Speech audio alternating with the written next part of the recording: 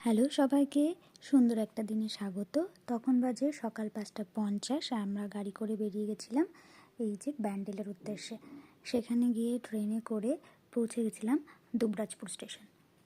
Dubrajpur station থেকে আমরা টোটো করে চলে গেছিলাম পাহাড়েশ্বরে। পাহাড়েশ্বরে গিয়ে প্রথমে এই মন্দিরটাকে দেখলাম, খুবই সুন্দর। তারপর চলে এলাম আমাদের ডেস্টিনেশন মামা ভাগনা পাহাড়। এই সিঁড়িগুলো দিয়ে উঠেই মামা ভাগনা পাহাড়ে দেখা যায় এই যে হচ্ছে মামা পাহাড় আর এই যে ভাগনা, দুটো পাহাড় এরকম ঠিক পাশাপাশি থাকে। আর এখানে গিয়ে দৃশ্যটা ছিল ঠিক এইরকম, খুবই সুন্দর লাগছিল চারিপাশটা দেখতে। আর আমাদের কুট্টু মহারাজ সেখানে গিয়ে একটা ধ্যান করার জায়গা খুঁজে নিয়ে সেখানে ধ্যান করছিল। আমরা সবাই মিলে একটু ফটোশ্যুট করছিলাম আর কি। এখানে দিদি, জামাইবু, আরও একটা দাদা আর আমরা। আর এই যে সবাই সবার মতো জায়গা বেছে নিয়ে গল্প হচ্ছে। এই যে আমাদের ফুল টিম ছিল সেখানে।